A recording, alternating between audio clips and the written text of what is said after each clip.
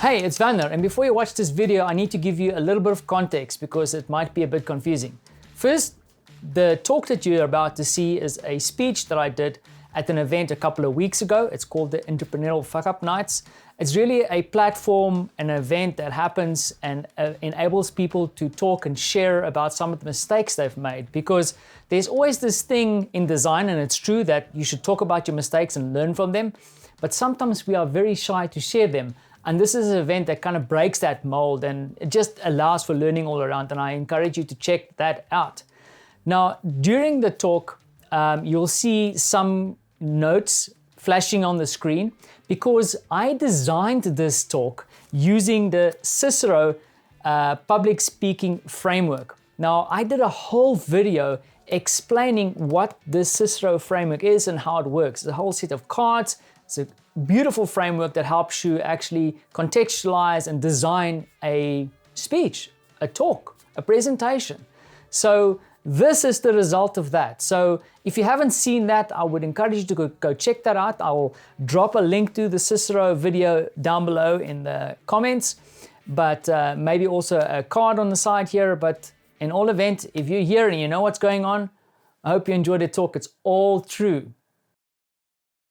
But let's move to Werner. Let's do this. Okay, so my story starts back in South Africa. In fact, on my way to, I was at the paintball range in Johannesburg, South Africa. And at that point, I had to go see one of my most important clients. In fact, he was not only a client, he was a sponsor, he was an advertiser, he's also a dear friend. And I felt I had to go and look him in the eye, and we took a walk, and I turned to him and I said, Mike, dude, I fucked up, but I'm going to have to let you wait a little bit longer to tell you what Mike told me that day. Now, in this presentation, or rather the story, it's not a presentation, Werner, I want to share with you how important it is to actually start building your brand early on when you create your business, and then also doing so with intent. Now, a lot of things that I'm talking about here is by mistake, and have changed since then. And also, the other thing I want to mention, there's a lot of definitions around brand, and I don't want to dive into that because a lot of people disagree what brand is. I'm not a professor in marketing. I'm just a humble entrepreneur that understands the value of brand, that sage-like power it has. But in the comments, has anybody ever heard of paintball? Now, my journey with paintball started 20 years ago. It was a decade-long adventure, and also the creation or the start of my first real business. And very little of my current friends actually know this side of me, right? The jersey's hanging there at the back. But one of the things, if you ever met me and I handed you a business card, yes, I come from that era, you'll notice something strange on that business card, the word wiener dog. And here is an example of one of my recent Deloitte business cards. And if you look carefully past the facts, I don't know why that's there, you'll see that wiener dog is there. And wiener dog was actually given to me by a pro-American paintball player when I first traveled into the great wide world of professional paintball. And I kind of hung on to it. And the reason I hung on to that wiener dog is that part of the story that I'm trying to relay here is kind of a reflection of that, and I carry that along throughout my career. But wiener dog, now to tell you the story, I have to take you a little bit back into time. I have to explain to you about wiener dog a little bit more. Now today, wiener dog, who's actually Werner Puchert, is a creative entrepreneur. I'm an independent consultant, focus on all kinds of interesting things. But then before that, I actually worked for Deloitte Digital. And at Deloitte Digital, we started 2 Deloitte Digitals, one in Johannesburg, South Africa, and then later on one in Central Europe. And therefore my living arrangements currently, and that also a wife that I'm currently living in Warsaw, Poland. Before that though, taking you more back into time, I was actually serving on the board of directors for TBW Tequila. It is a digital marketing agency, like the real deal, madman kind of stuff. We did amazing work for clients like Adidas, Visa, Nissan South Africa, and even McDonald's. Yes, I sold hamburgers too. And then for the relevance of the story, because everything kind of builds up, Wiener Dog also worked for a newspaper. So I worked in the old school kind of newspaper business. I worked for a real deal editor, people who valued the insights of real journalism, something that some people argue we don't have anymore today, but I got trained by those guys.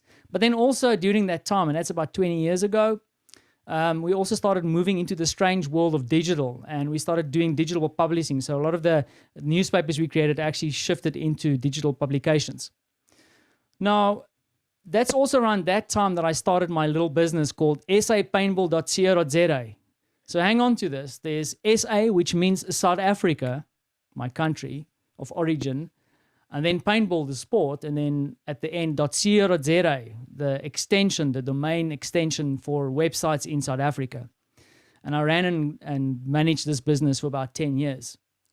Now, at the beginning, I asked you, hey, do you know anything about paintball? And this is an important question because there's a lot of aspects to paintball. I mean, people know it as splat attack, war games, and all these kind of things. I know it as hyperball, speedball or airball, or tournament paintball. And in fact, I want to show you a quick example, if I may, of what paintball is really about, or the paintball that I know. There's no audio here, but here you can see people playing, going crazy. Mirror fields, I think the audio is playing in the background. Music, you get at the hype. Symmetry, sport, you have to be fit. Painful. We had referees, full-on team sport.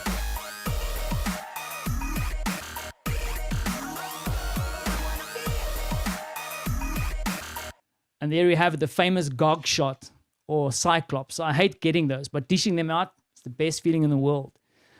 So the thing is that I kind of sucked at sport at school. And you might know that South Africa is a heavy rugby playing country and football. If you look at these bad boys, these aren't playing rugby anytime soon. And I started playing paintball, and for some reason I kind of realized that I'm actually kind of good with this sport. I mean, some of my fellow teammates might disagree, but I did build a career out of it. And it is that point that I decided, man, I want to make a living out of paintball. Now I know. Jens is probably going to chip in with Vanna. This is about how I fucked up. But the thing is, to set up the fuck up, I need to tell you what I did right. Now, a lot of the things that I did right, I actually only realized in hindsight. You know, they say hindsight is 20/20.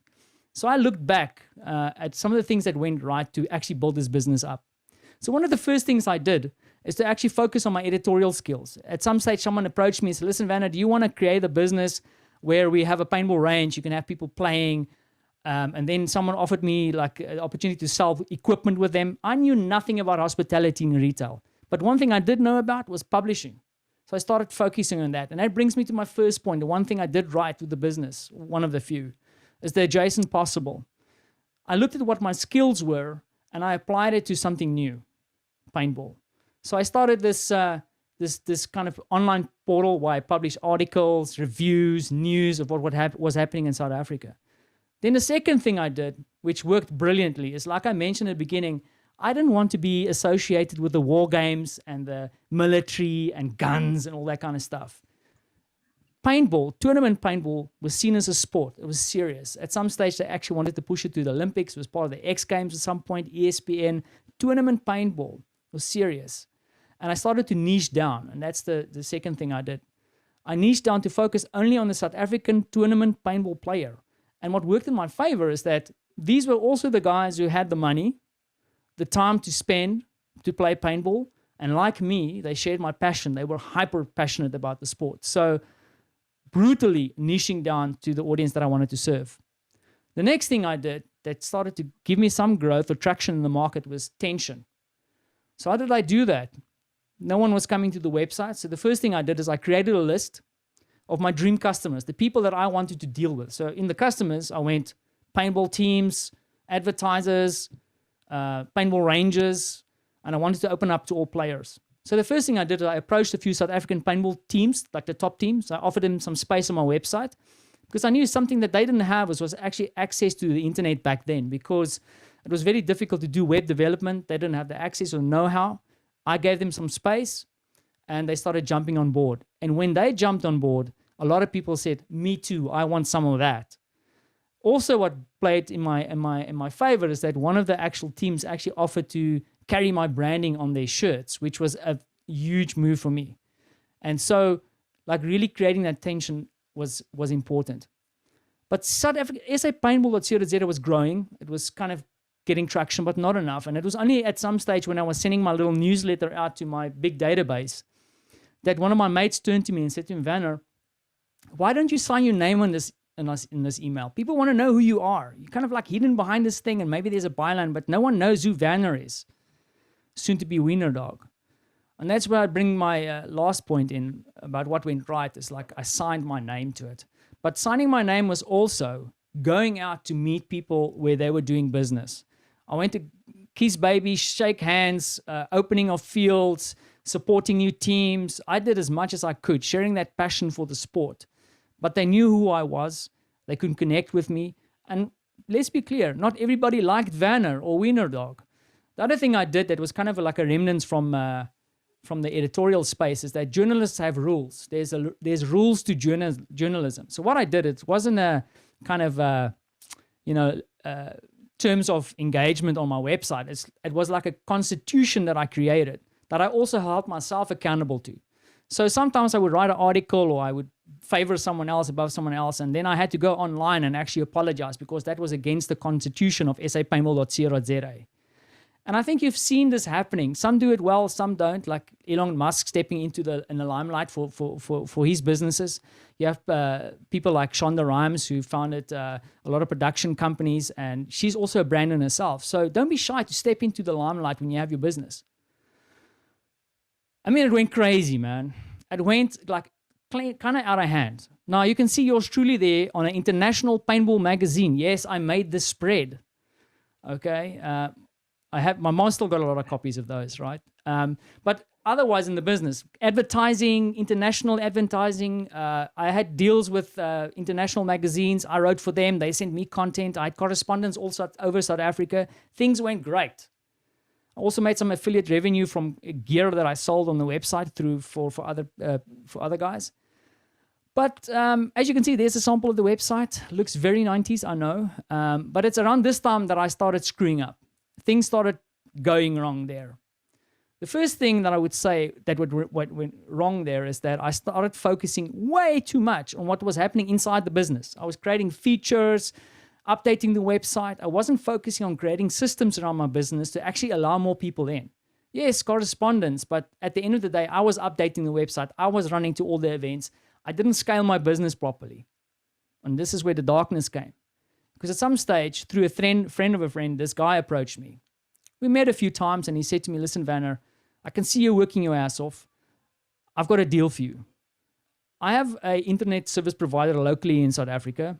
I'm actually running it. I have servers at home. I'm going to offer you free server space. Move your site over. I'll take anything. You don't have to pay for hosting anymore. Because at that time, I was hosting in the States, paying a monthly fee. And I think also back then, you had to pay for the actual amount of data that you were using. And it was getting kind of expensive. And I thought, damn it, man, this sounds great. Let's do this. But strange things started happening during that time. It's the first time ever that the site got hacked. Someone was actually writing dirty shit over the website. Started stressing me out because this is not the brand that I wanted to build. And then I started realizing really what is the value of actually paying for something. Because if you pay for something, you can complain about it. You can demand the service that you needed. And then I went and I played open cards with this guy. I said, listen, dude, and this is not working out for me. I need the security and the backup that this other entity allows. So what I'm going to do is I'm actually busy redesigning the website anyway. I'm going to move the website back to my American host.